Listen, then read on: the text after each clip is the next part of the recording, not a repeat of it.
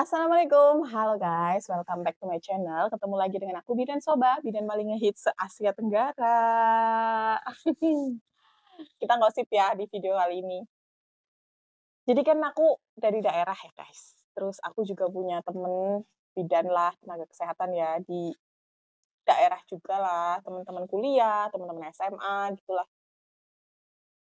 Ya aku ngerasain, teman-temanku juga ngerasain bahwa kita itu kayaknya masih terbayang-bayang dengan paradigma lama gitu. Jadi banyak teman-teman yang masih ngerasain sampai detik ini bahwa standar kesuksesan untuk kita tenaga kesehatan bagi orang-orang zaman dahulu gitu ya, zaman bahula, itu adalah kalau misalkan kita udah jadi pegawai negeri atau bidan desa gitu. Makanya satu kasihan ya, kedua itu menjadi kayak tekanan buat kita loh, kita harus jadi pegawai nih kayak gitu. Terus jadi pegawai bidan desa. Walaupun pada saat zaman aku ya, bidan desa itu ya gajinya ya standar lah ya waktu itu, UMR lah gitu. Tapi itu pokoknya kayaknya dulu tuh pekerjaan paling TOP-BGT banget dan paling bikin bangga orang tua itu adalah menjadi bidan desa atau jadi pegawai negeri. Itu adalah cita-cita tertinggi sepanjang masa itu, gitu. Dan sampai sekarang mungkin masih ada yang kayak gitu, gitu. Kadang ada sih ya yang cerita sama aku, ya temen gitu.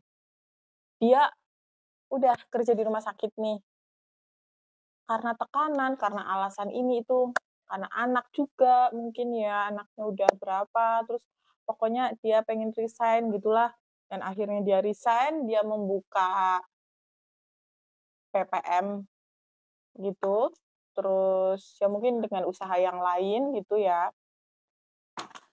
Jadi dia tuh malah mendapatkan tekanan gitu dari orang-orang terdekat, karena menurut pandangan orang terdekatnya dia itu sekarang udah nggak sukses lagi gitu, karena udah nggak jadi pegawai, karena resign dan buka sendiri gitu loh. Padahal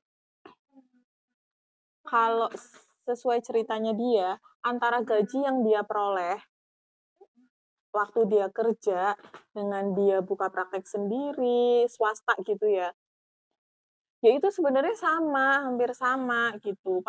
Dan sebenarnya pada hakikatnya di hati dia itu lebih nyaman swasta kayak gitu loh, buka praktek karena anak-anaknya tuh masih pada balita ya, jadi dia itu bisa ngawasin anaknya gitu loh. Dia lebih tenang maksudnya. Jadi kan sebenarnya standar hidup orang lain itu kita tidak bisa menerapkan apa, menyamakan dengan standar hidup kita, maksudnya standar hidup kita ya. Kita tidak bisa menerapkannya ke standar hidup orang lain, kan beda-beda gitu. Kayak aku juga, aku kayaknya lebih nyaman nih PPM-an gitu, di rumah swasta. Tapi kan standar hidup aku tidak bisa, diterapkan ke orang lain yang memang dia itu passion-nya jadi karyawan, dia lebih suka bekerja dengan tim, terus dia lebih suka bekerja di bawah tekanan, kayak gitu, kan beda ya. Jadi, kalau menurut aku sih ya teman-teman, kita harus membuka mindset, membuka pikiran kita bahwa standar hidup orang lain tuh beda juga dengan kita, nggak usah disama-samain juga, karena setiap orang itu ya memang berbeda. Tapi ya gimana ya, kalau misalkan tekanannya itu datang dari orang-orang terdekat, itu memang cukup dahsyat banget sih menurut aku. Aku juga ngerasain lah dulu waktu memutuskan untuk resign, memutuskan untuk buka praktek, itu sebenarnya ya memang aku ngerasain hal-hal yang seperti itu juga sih, kayak orang tuh menjudge aku kayak, "Ih, nggak sukses ya," kayak gitu, karena bukan pegawai negeri, bukan bidan desa gitu loh. Ya tapi karena aku udah, pikirannya udah terbuka ya, aku mikirnya sekarang tuh peluang kerja untuk tenaga kesehatan tuh nggak hanya melulu di situ juga kan. Lah kalau kita tenaga kesehatan di bidan desa semua atau pegawai negeri semua ya nggak cukup lah, ya nggak sih? Tapi kan kita ada beberapa hal yang bisa kita lakukan, kayak misalkan kita bisa buka channel YouTube kayak ginilah ya, itu juga kan bisa ini kan menambah income kayak gitu-gitulah. Terus, kerja sama dengan aplikasi, jadi narasumber aplikasi, terus kita aktif di medsos ya intinya ya, kita berbagi ilmu, sharing-sharing ilmu kayak gitu. Itu sebenarnya kalau kalian tahu ya, itu juga bisa mendatangkan income gitu loh, pendapatan untuk kita sendiri. Jadi nggak perlu yang kerja di bawah tekanan gitu-gitu. Terus ada juga yang bidan jadi doula, tahu ya doula? Doula itu kan pendamping ibu bersalin gitu ada juga. Dia kan memang khusus untuk mendampingi ibu yang mau bersalin, ngasih semangat, ngasih support, ngasih ini, ngasih itu loh, gitu. Itu juga kan pekerjaan yang bukan pegawai negeri juga kan, tapi kan dia gajinya malah lebih tinggi dari pegawai negeri. Dia itu gajinya lebih tinggi dari bidan-bidan yang bekerja di instansi, jujur aja ya, karena aku kan ngerasain kerja di instansi gitu kan, gajinya kayaknya di bawah UMR gitu ya. Padahal sebenarnya yang di luar itu, out of the box ya gitu ya, itu malah sebenarnya pendapatannya itu jauh lebih besar sebenarnya loh, tanpa kita sadari.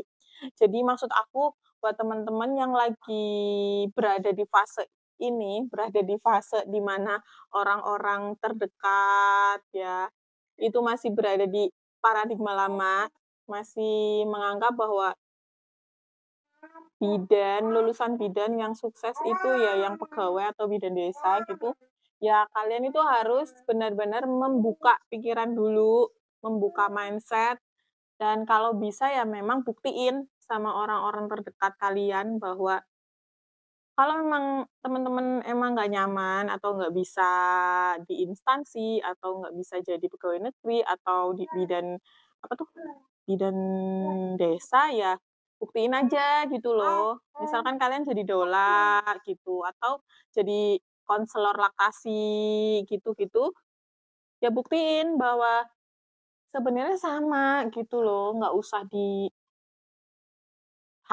di-judge bahwa oh, nggak jadi pegawai negeri, nggak jadi bidan desa, berarti dia nggak sukses nih, kayak gitu loh. Buktiin aja gitu loh, teman-teman. Soalnya emang nggak enak banget ya, aku juga ngerasain, ngerasain banget. Kayaknya kalau misalkan ada penerimaan, apa tuh, bidan desa ya, pasti aku diteror dulu. "Oh, nggak ikut ya? Nggak ikut apa namanya, tes," gitu, "nggak ikut tes, nggak ikut ini." Ya ampun, dalam hati, aduh. Apalagi pas punya anak ya, terus suami juga nggak ngizinin, ya nambah-nambah aku nggak mau ikut tapi dapat tekanan tuh harus harus jadi bidan desa, harus jadi pegawai negeri, itu adalah, eee, puncak kesuksesan tertinggi gitu loh. Aduh, dalam hati astagfirullah, seandainya mereka tahu gitu loh.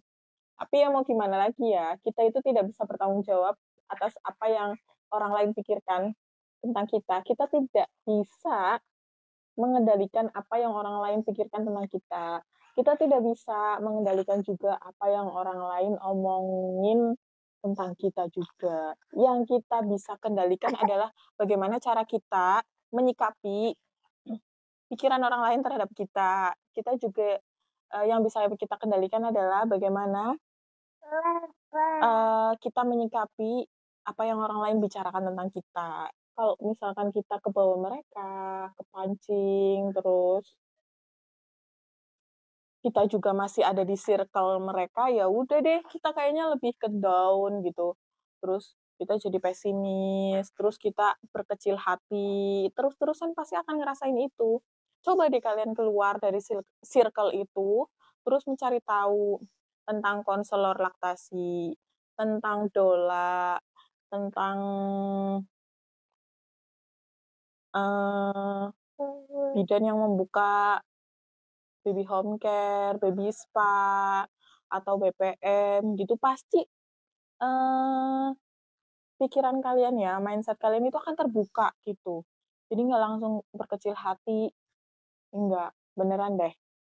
Aku di sini ingin menguatkan teman-teman loh, yang mengalami seperti aku, seperti temanku itu, gitu. Padahal dia itu kayak dari segi pendapatan itu cukup, tapi karena dia kerjanya ya PPM ya, kita di rumah nggak pakai seragam, nggak berangkat pagi pulang sore, atau kita nggak di instansi tertentu gitu ya, nggak pakai sepatu setiap saat ya. Jadi kita kayaknya ya, jujur aja, dipandang sebelah mata gitu loh.